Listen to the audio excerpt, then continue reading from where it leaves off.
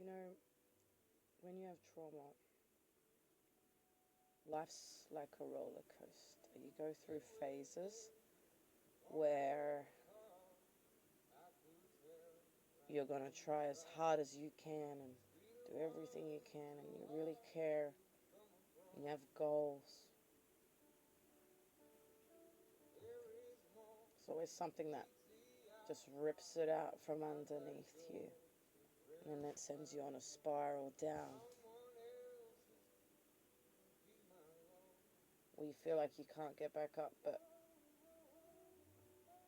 there's always something that gives you a little flicker that gets you back up.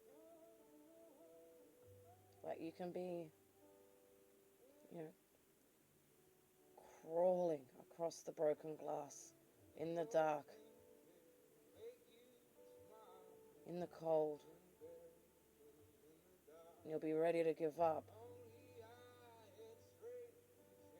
But then there'll be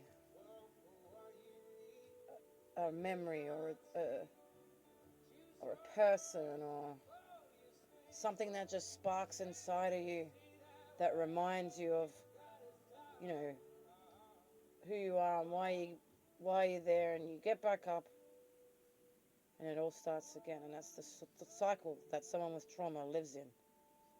Yeah. And once you've had that shift, it's like the cycle's broken, but so are you. In a way that makes you whole again. And what do I mean by that? When I'm amongst you lot, society, the world, civilization, community, the system, humans, I'm broken. I come apart. When I remove, I'm calm. I'm still. And that gives us, or me, this false ideal that I have a chance at healing. But every time I communicate with a human or go out to do something for myself amongst the humans, I get sick. I can't now have anything human related without it affecting my physical and mental health. Whenever I go out and I have a good day because I'm no longer driving, so I can medicate before I go out, which means I'm okay. I'm fine while I'm out. Hello, how's it going? Howdy, chit chat, chit chat, chit chat, chit chat, chit chat, chit chat, chit chat. It masks it so that we have the smile on, but it's not stopping what's going on inside. So then I come back and I get sick. Nearly every time I've gone out and had a nice day, just for a few hours, going to the park, going to the shop, coming back, I'm vomiting, I'm getting diarrhea, and I'm getting burning nerves, and I'm losing my frontal lobe, and I'm just washed out for like a couple of days. And I have a phone call or something with someone, and then I'm just like, I can't. And when I'm alone, I thrive. And I'm like, okay, that just means I need to pull away, take care of myself. But actually, once you pull away, you become the observer on the outside and you see everything from a different perspective. I can tell you right now, looking from the outside in, 0%. I don't want to be there. That is not for me. I don't have the 30 years that it'll take Australia to become trauma aware, which means out there, I'm never going to get the help. There's never going to be the awareness. And just like it has for the last more than 2 decades, it has been sending me backwards. Every year I'm getting sicker, sicker, sicker. Every time I go out there, I get sick. I can't go out there. But I also don't want to just live alone in the trees with nothing because I've got no money. I've had everything stripped from me. So I start thinking of my options.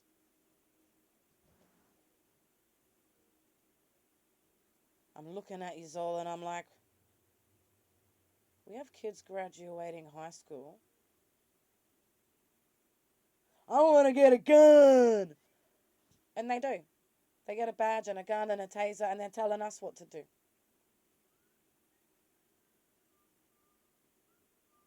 Men controlling women's bodies.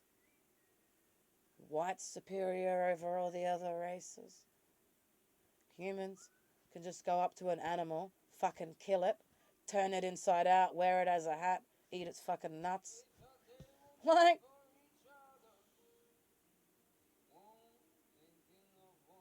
you can't even look up into the night sky anymore and enjoy the stars without seeing human fucking bullshit.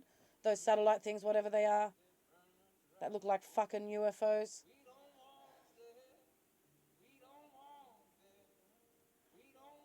Humans have already destroyed the planet. Stephen Hawking's reckoned by the year, is it 2040? I think he said. No, he didn't say 2040. He said 40 years from when he died. So that's where I remembered the 40. That would be shoulder to shoulder. Think about the world where it's going and immigration and the issues that Australia has. Our military can't cover the border.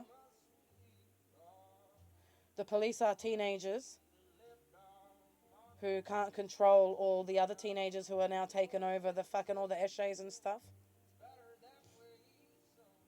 I met a man in his 70s who owns a cabin in the bush, and he's had to take everything out of his cabin and put it in a storage container, and he can't live on his own block, and the police have asked him just get everything out. We've got no control. All the fucking meth heads just raided it, took over, have been squatting. Too many of them.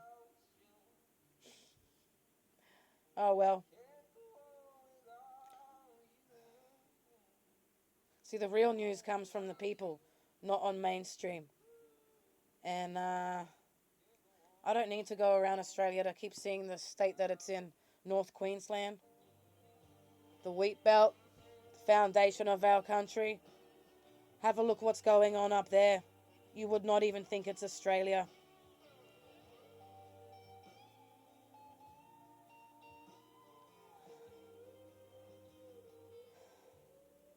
I don't have a chance.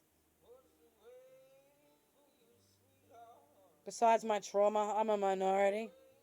Female, gay, mental health issues.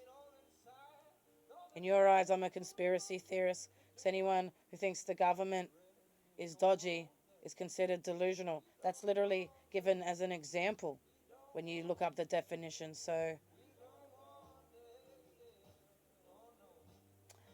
thinking you have superpowers or thinking that the government is watching you. Yeah, because they're the same. In this big brother world, you can't even step outside without seeing a fucking camera. Shit popping up on your phone because of what it just heard. Like,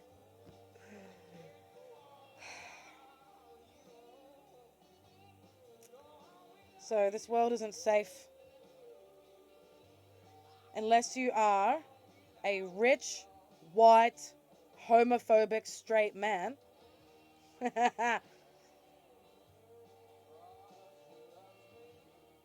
You don't have a chance.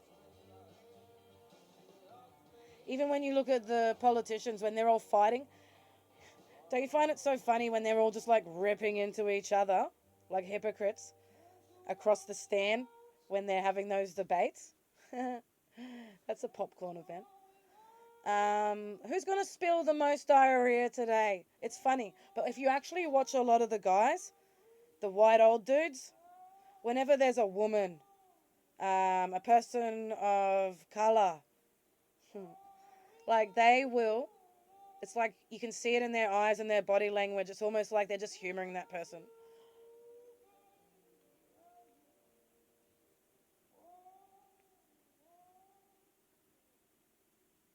I don't want to live in a country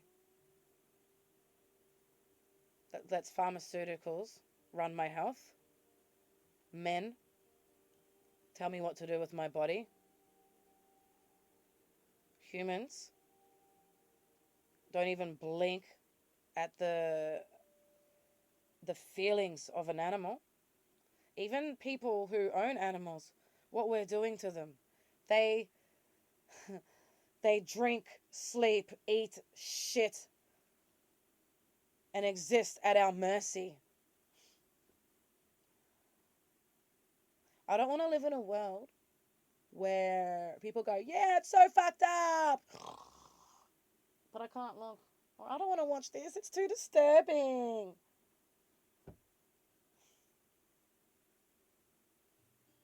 You got time to put selfies up. You got time to flood your fucking feeds with your eggs Benedict and your duck lips. But you won't take the time to like help out humanity. To listen to real people.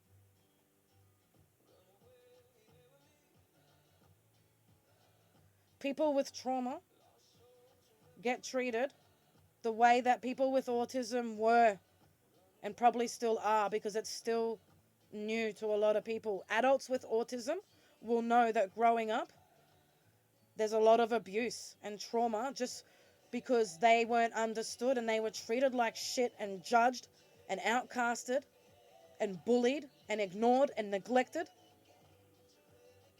because people on the spectrum were different and have quirks and needs, and when they're not met, they have reactions that people don't understand. It's the same as trauma. We are on a spectrum. We don't have control. And we're out there in your big world of shit, just getting sicker, hurting. I'm 41 years old. For 41 years, my life has been pain and suffering, physically, mentally, and emotionally.